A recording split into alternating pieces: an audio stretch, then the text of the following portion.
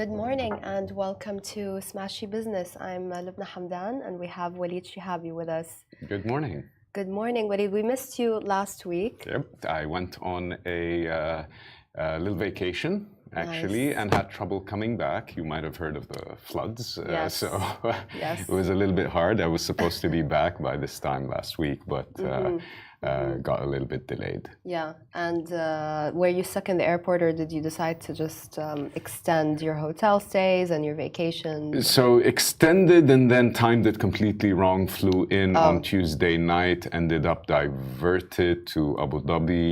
What was supposed to be an overall like a 5-hour trip end to end ended up being 20 hours. And then just trying to get back home was a bit of an adventure. So was but the won't complain. Good canceled out? vacation. No, I didn't ruin the vacation. Just made it an interesting return. Yeah. Okay. Good. Good. And how was Sri Lanka? Awesome. Yeah, I love that country. It's close. It's green. The infrastructure is good. People are so lovely. Aren't they? Absolutely lovely. Yeah. The tourism infrastructure, there's a lot to see. The beaches are lovely. My son picked up surfing and is now obsessed with it. So yeah. Oh, that's so nice. A lot of good memories to come back with a lovely vacation for sure. I'm really happy for you, but also very, very jealous. I'm gonna be totally honest. I'm sure you'll get a chance soon. I've been putting off this vacation for quite some time. Yes. And, yeah. I can only pray.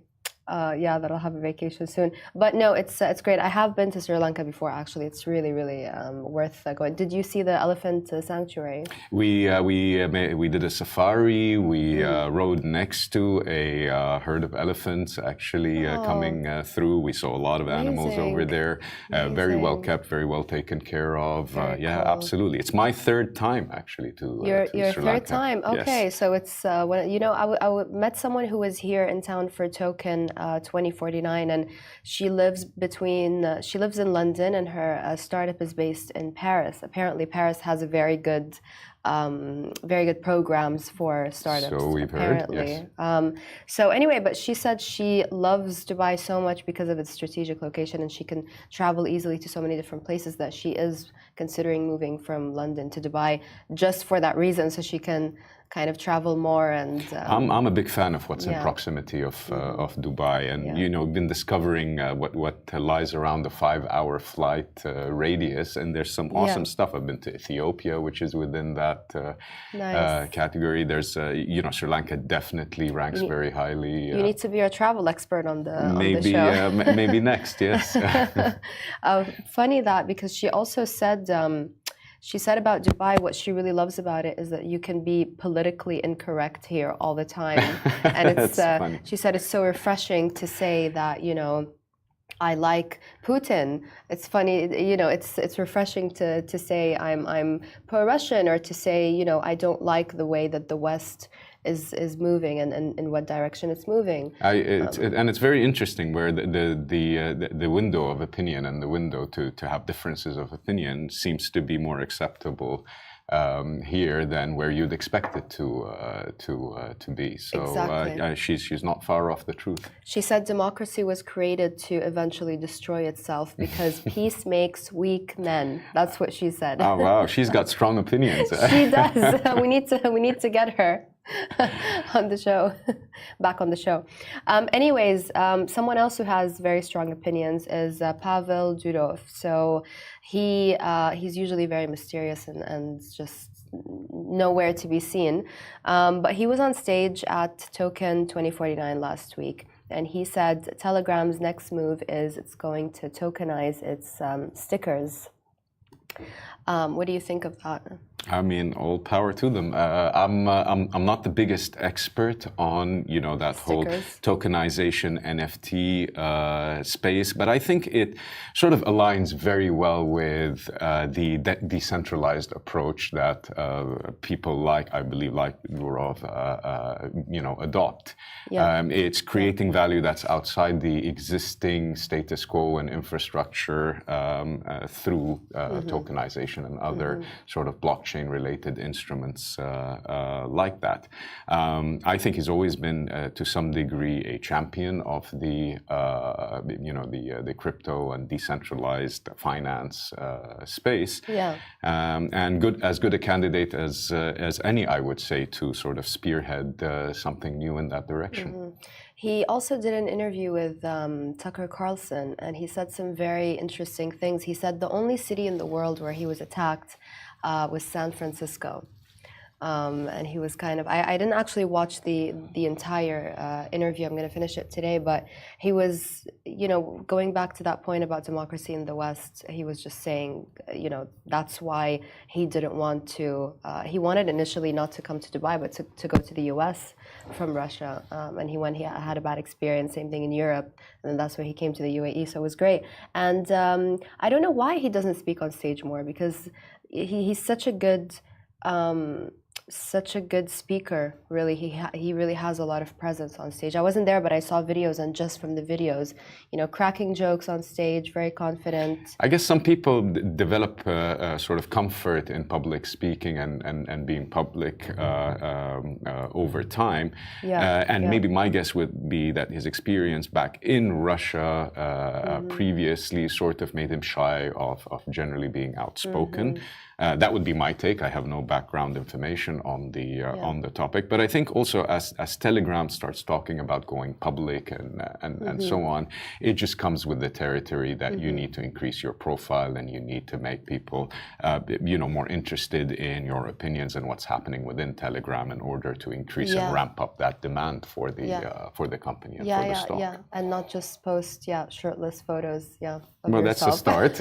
It's a conversation starter for sure. It's definitely a conversation starter. Right, moving on to, not that, a lot of women are not complaining about that. However, we would also like to see more of his personality. UAE's telecom giant Du has launched a new fintech arm, DuPay. Very interesting. Range of digital financial and payment services, international money transfers, peer-to-peer transactions, mobile phone recharges, and bill payments. It will also allow users, including household workers, to receive payments and salaries directly through the app.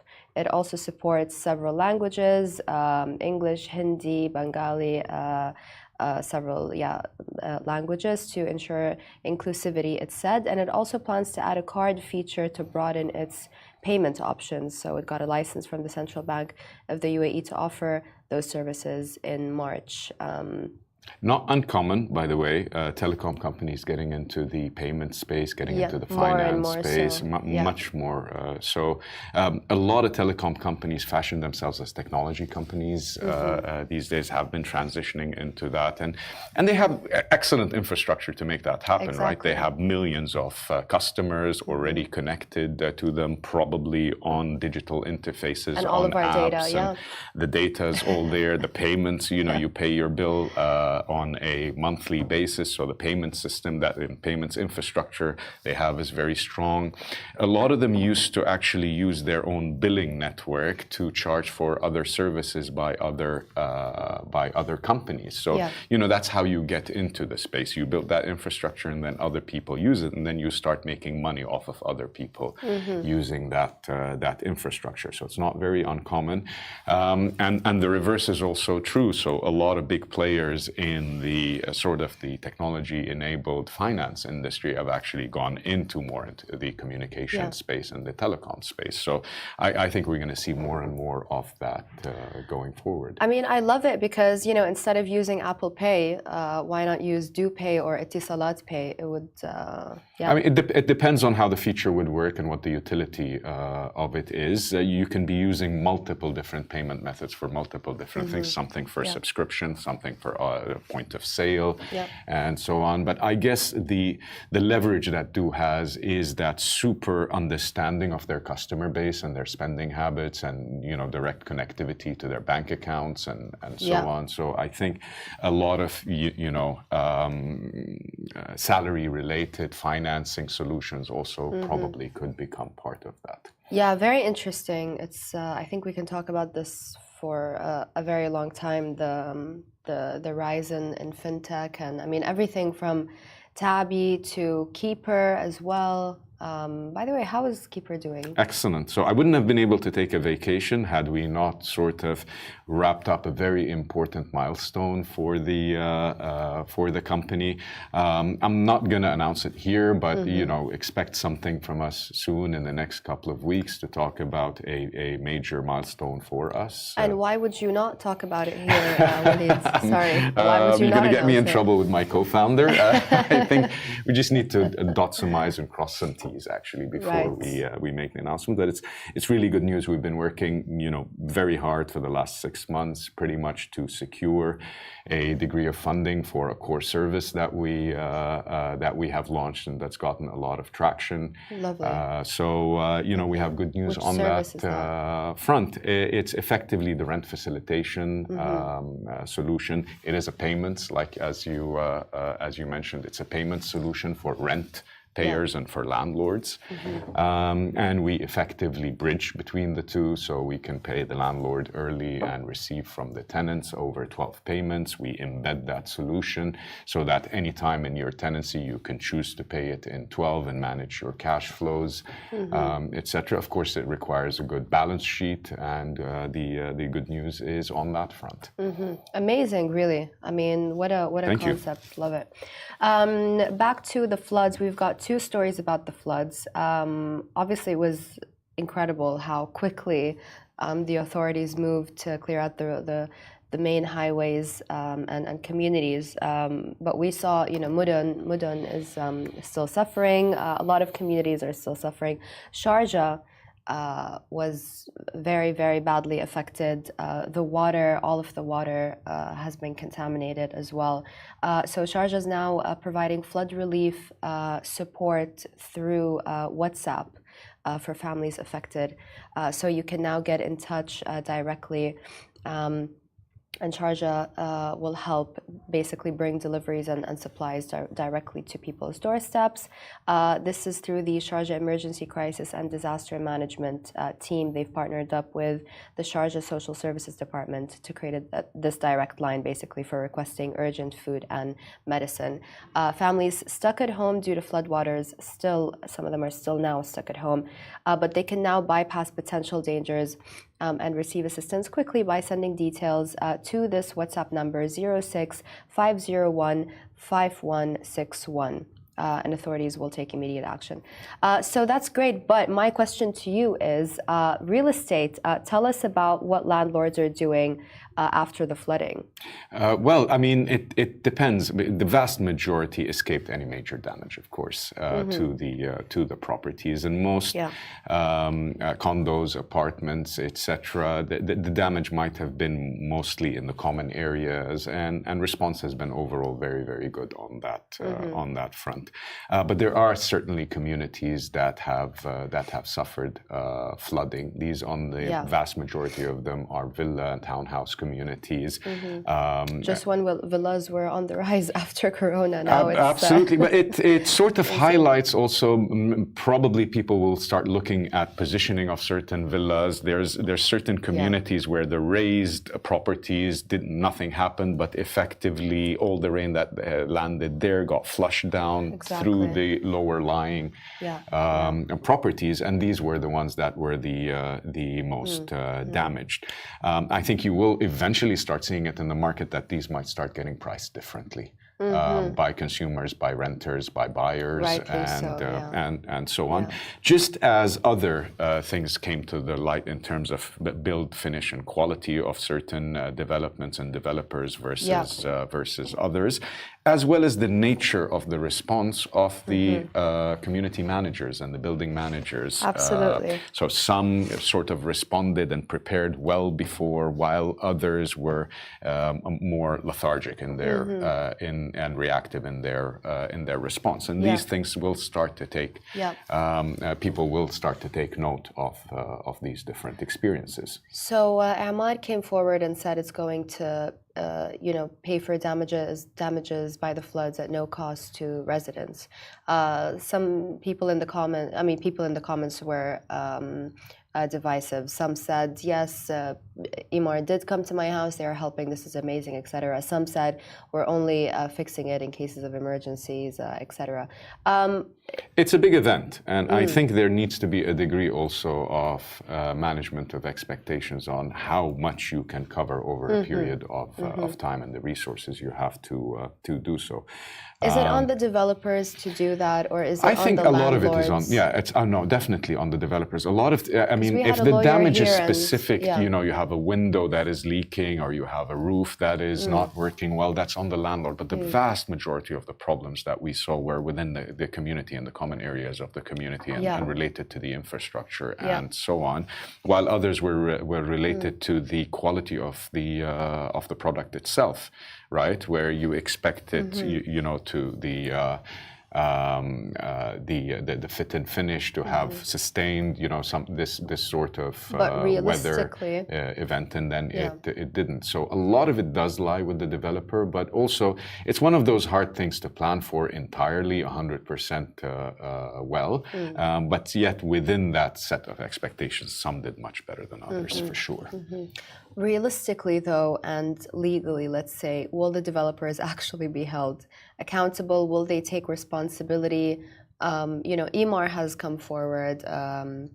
Khalaf al-Habtour has come forward, not for the properties, but just to help Emirati families. He's donated a lot of money for that. I think a lot of people have stepped forward, actually, and offered help and delivered on help with people who are stricken by this. Is there a legal path for damages? Definitely, in a lot of cases, when you can establish liability. But I think the concern of developers more is reputational. Right, so I think their focus will always be on the reputational element for the developers, and their responsiveness is what will set that reputation. It's what's already been delivered and done, of course, is part of it, and it's hard to take that back. But also how responsive you are today, and when you identified that there is a deficiency in some sort of infrastructure in the development, how you respond to that. And I think that is how you establish going forward, you know, the reputational element and how you've responded to something of this magnitude. Yeah, very interesting. Like the entire infrastructure, obviously, it was the highest rainfall that the UAE has seen in what, 75 years. But what just from the real estate industry, is there any kind of, you know, back room, not gossip, but any just, you know, feedback about are we in trouble when it comes to the infrastructure? Were some people surprised by specific developments that really let people down, that, you know, people paid a lot of money for? What is the kind of the behind closed doors conversations? On both ends. On the, you know, praise for some of the responsiveness in certain areas, and also criticism in others for, you know, the responsiveness of some other private developers, right? So it did range, and some stood out. Right?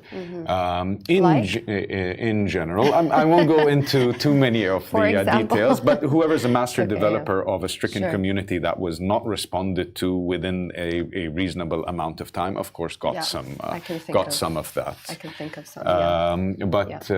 But beyond that, I think now the thinking has already moved to this may not end up being an isolated event. There are weather changes out there, and it may mean that we will see this a little bit more often. And I think the overall government response has been not just reactive, but also from a planning and infrastructure point of view, is dealing with it as something that may happen more often. Yeah, absolutely. You know what? I live in DIP in the Green community, and when it used to rain before, just a couple of, you know, whatever, just a little bit of rain. I mean, the entire compound would be flooded, water coming into the house, etc.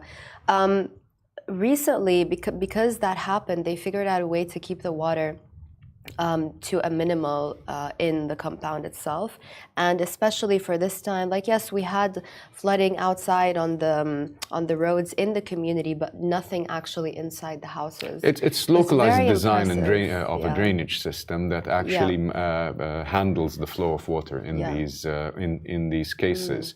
Because we were expecting the absolute worst for us, and then so it was good work on the localized infrastructure has been done. Can't say the same for the where the Marriott Courtyard used to be though, because everything there was flooded, totally destroyed. Yeah. Oh wow.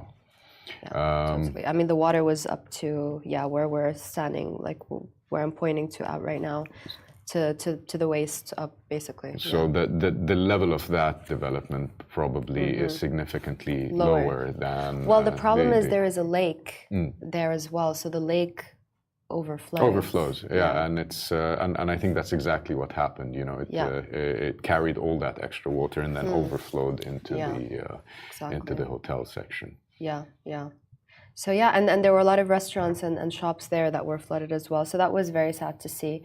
But on the upside, and also speaking of the floods, the UAE is offering loan relief for flood victims. So it's helping those. Basically, the central bank has issued a directive allowing banks and financing companies to offer a 6-month postponement on personal and car loan repayments for those struggling. Reminds me of COVID times when the landlords That's exactly what I thought of, and even a faster response actually in this case, and certainly commendable. People have suffered damage, and they in terms of their dwellings, in terms of their cars, and so on. So you know, there is some distress out there, and this actually comes in at will certainly be helpful for a lot of families. Yeah, definitely. So I'm just going to read out a bit more information for people out there. The measure basically aims to ease financial burden by temporarily suspending payments without incurring additional fees, interest, or an increase in the loan principle. That's good to hear. While the focus is on loan relief, property owners can breathe a sigh of relief as well, because the central bank confirmed that comprehensive insurance policies covering loss and damage, often called comprehensive insurance, will cover damage caused by the heavy rains. Insurance companies that issued these policies are responsible for compensating affected homeowners and car owners. The situation extends to homes as well. Property owners with comprehensive insurance on their residences can claim repairs or for any damage caused by the recent rains. The central bank urges residents to carefully review their insurance documents. We had a lawyer on the show to talk about this, to understand their coverage, and they advise to contact a unit called Sanadak. Sanadak. Yes. It's funny when you read words in English, it's Sanadak. Okay. And then you associate the Arabic word to it. Exactly. So contact Sanadak. Your support. Your support. Yeah, it's a beautiful word. We often say your father or your brother is Sanadak. Like they have your back, basically. Pretty much. So you can contact them for any disputes with the insurance companies, which I'm guessing we will see. We will probably see a few, but in general, this is what you need insurance for, right? This is why we recommend insurance. It's not day to day. It's for events like these, so that you're covered for stuff that you cannot predict. Yeah, definitely, absolutely. And the next story we have is Saudi Arabia's booming cinema. Who would have thought? Who would have thought? I mean, pent-up demand. I wouldn't be surprised at all, actually. And plus, a relatively young average age in the kingdom means probably that demand for entertainment is high, and it's been pent up. Yeah, absolutely. So in just 6 years after opening its first cinemas, the kingdom's film industry has brought in a staggering almost $1 billion dollars, so 986 million. Moviegoers have snapped up over 61 million tickets since 2018, flocking to see a diverse range of movies. Great news for Saudi Arabia. I'm not going to go into this too much though, but basically the growth obviously is reflecting the cultural shift in Saudi. It's aligning with MBS's Vision 2030, economic diversification, improved quality of life. Improved real estate, hopefully as well, because the real estate game is not that strong. Well, expect a lot in Saudi of growth there, absolutely, but it comes in stages. Yeah, absolutely. The entertainment sector, however, is poised to become a major player, with projections estimating a $23 billion contribution to GDP and over 100,000 new jobs by 2030. Those are great numbers, and the concerts. And remember, this might have been spending that the Saudi public was already doing, but outside of Saudi Arabia. Right. So it is the so not good news for us here in Dubai and the UAE. No, because Dubai and others were actually the conduits of a lot of that spending that today actually rightfully can be benefited from domestically in Saudi Arabia. You build for it, and you build the infrastructure, and you make it available in all the sort of population centers in Saudi Arabia, and this is the result, and that's only the beginning, and it seeps through. You talk about the movie theaters now doing very well, but what that's also going to end up helping is the domestic production sector. The entertainment sector domestically within Saudi Arabia. You're going to see more and more domestically produced entertainment coming out of there, because the ceiling has lifted right on what can be done and what should be done. Definitely, so much potential. Elon Musk, I think every time you've been on the show... we managed to mention him. Yeah, exactly. So besides the profits, we'll talk about the profits, but I want to talk about something else before, because he's criticized an Australian order to remove the stabbing video that we saw online. So the Australian authorities wanted him to remove that video showing the stabbing of the religious leader that we saw in a church, and he doesn't want to do it. And it's in line with his position on censorship of content. I think it's not surprising. And I think he's held that position on a number of issues prior. Where I stand on it personally, I'm not a big fan of watching people getting stabbed. Yes, snuff videos. But again, I believe it can be something that is a choice on the other end. So he stands. I think he's been fair. He said instead of deleting it, he's hiding it from Australian users. So it could be accessed via other ways, but I think when it comes to this, he has been fair. Anyways, just thought it was like I just love his. I love that he embraces his views, even if I don't agree with them. He's very, just doesn't give a flying. Yep, it's his opinion, and he will share it. But he's kind of consistent. Yeah, exactly. Anyways, Tesla profits have dropped 55%. But I'm going to let you continue on that, because he remained optimistic. So they missed on all fronts in the first quarter earnings report that just came out yesterday after market close. Yeah. Some of it was there was an expectation of a decline in deliveries and in revenues and in profitability and so on. But what actually happened was even worse. A lot of it, according to them, was supply bottlenecks, the issue with the Red Sea deliveries and so on, some recalls related to the Cybertruck. But the crazy thing was that wasn't the story, right? The story was much more about the future. In the case of Tesla, which has not been having a great time. The stock is down, maybe like slashed by half from its highs, but even more than that. And the EV space in general has been under a lot of pressure.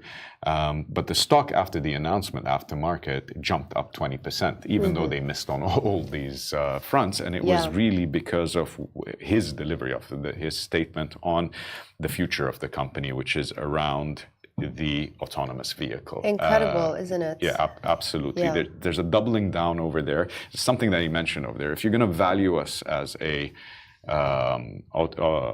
an auto company, sell the stock, right? Don't be part of this, and that is because the real story they see is that they're going to crack autonomy, autonomous vehicles, self-driving vehicles. A lot of people have failed in cracking that nut. It's proven to be a much more difficult deliverable, but it seems like Tesla and Musk are doubling down on it. Yeah. The product they're building is the robo-taxi. If you recall, Uber had pumped a lot of money and then just shut off that whole experiment. Prior to that, Google, of course, has been working on a lot of private companies, and private money went into it. But if you ask me, I probably, and if I was a betting man, I would bet that Tesla is the best positioned today to crack that nut, and actually has access to the funding and profitability and scale and experience and data and so on to make it a reality. And I think the verdict of the market was that, they're bought into it. Yeah, it's just really, though, fascinating how, the stock went up because of him, really, and his vision. And we were talking about... and then maybe the statement that he's still in the driver's seat, right? Very much so, absolutely. In the case of Tesla. Yeah, absolutely. Well, yeah, I mean, a lot of people were concerned that he's kind of putting it on the back burner, and all his focus is on X, which I wish was still named Twitter. What a name, X. But anyways, we were talking about these kind of leaders and how much their personality really affects their businesses, like Kabir Mulchandani from the Five. He was arrested, a couple of years ago, spent some time in jail, made a big comeback, and is now doing very well with the 5 hotels. They just opened a new one in JBR. But it's his personality really that... I think there's a lot of cases where the personality of the founder or the leader of the business is bigger than the business, right? And it's exactly. I think you're talking about such cases. Yeah. Very entertaining, very great for news, right? Always very stuff much. Going on. Very much. And in a lot of times, it is the difference between success and failure of the companies, the personality of that founder that just pushes it beyond what you thought was physically possible. Yeah, literally. And just Scott, I mean, he loves being in the news. He loves that the Five has this infamous reputation because he's just sitting back and making just loads of money, basically. You can hide from it or you can own it, right? So exactly. I think I think that's a case of owning it. Crazy, love it.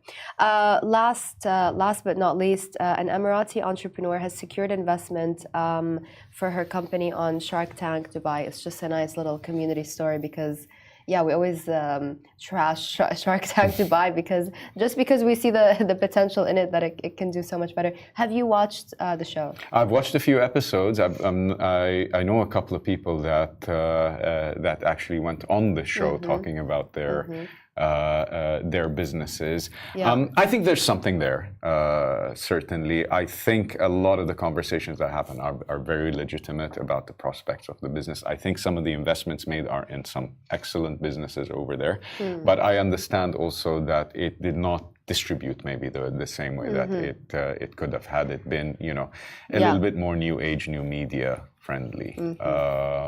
But I actually have to admit I've followed. Downloaded a few episodes and followed them and have an interest to see what's out there actually domestically in terms of ideas and what people are doing and what the panel thinks of it. I've been watching it on YouTube. It wasn't available on YouTube, but it is now. And I actually ended up buying products from this woman who got some investment on the show. And now I'm just following her and following her brand. And it's lovely. It's fascinating to see. It is actually the case that a lot of the companies that come on the show, the benefit isn't really the investment. Yeah, sure. The benefit is the coverage, right? Is more people are now aware of their product, and if they manage to sell the product well. Yeah. There was a fruit. what do you call them? House of Pops? Yes, exactly. Yes, I love House of Pops, and you know, Mazen we is were aware of brilliant, it before, but you know, ever since the episode where the investment happened, I think my consumption of that product went up, or the family consumption of that product went up. Oh, lovely. Just became top of mind, I guess. That's nice. Okay, I'm glad that they're working on the distribution because it was a massive problem. But anyways, Qadriya Al-Awadi is the Emirati entrepreneur, and her company is Bumblebee Foods. Very cute. So it's in the competitive baby food market. Nutritious frozen meal plans for infants and toddlers. Who would have thought? So she was seeking $16,000 in exchange for a 10% stake in her company, valued at $400,000. The math is a bit weird on there. That doesn't add up, but as yes. it usually is on Shark Tank. That's always one of the issues on all the Shark Tank shows. But anyways.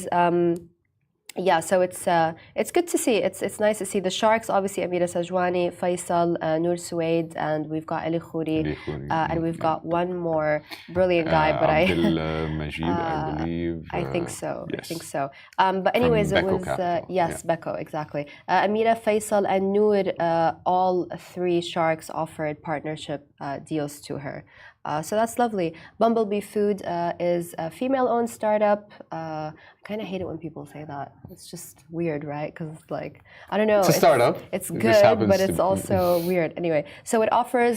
so you fall on that sort of side of the conversation. I mean, I love, you know, for example, I don't believe it makes a difference? Yeah, or it helps in putting that message in there? I feel like it already helped that she is a she, and we can see that. So we don't really have to say female-owned because it is her. We already see that, you know. But when it comes to statistics of, you know, female-founded, etc., yeah, we need to know because we need to know if there's improvement, if you know what I mean. So when it comes to that, yeah, or. I don't know, even having an all-female panel or something, or all-female, it's just weird because a lot of panels are all-male panels, but we don't really have to say that. We don't. I think it's an attempt to pull some weight in the other in the other direction. I don't feel too strongly about it. You know, I don't get offended or anything. Sometimes it just sounds weird. I think I'm personally for making a concerted effort to support female entrepreneurs, right? Because they are female. And that's not a differentiating factor, but that's a recognition that the way the system is built might be disadvantageous to them. Right? So, because if all the decision makers are male, then that just puts you immediately at a disadvantage. When you put it but that how way, you go about it, I think, is very nuanced. Definitely. And I'm actually a fan of some of the the institutions or entities that came up by female entrepreneurs to support other female entrepreneurs. Absolutely. I think that is particularly interesting and beneficial, especially ones that have succeeded and have lessons to share on how, you know, they managed in this environment. I love that. It's funny. Last thing before we end the show, there's a PR company called Tishtash here, and I remember when they first came out, they put out an article in the National about how it's an all-female, all-women company, and they had one guy work with them, and there were so many quotes from women that it just didn't feel right. He just didn't fit in. It was oh, they fired him. They fired him, yeah. So that was brilliant, but I mean, not so much, but really some things come out and they're just so ridiculous that they're so funny. But, you know, they're giving jobs to women instead of men because they feel like there is a need for that. So, all power to them. All power to them. Anyways, excuse me, guys, for all the sniffling.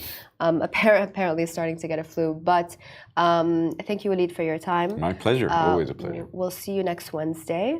I look forward to it. Don't go off flying anywhere No, I'm else. here. I'm stuck for now. Okay, please, because then I'm just going to be more jealous and I'm going to lose my mind. So stream us if you're listening to this. Get us wherever you get your podcast, or stream us on smashi.tv. You know the drill, and we'll see you tomorrow.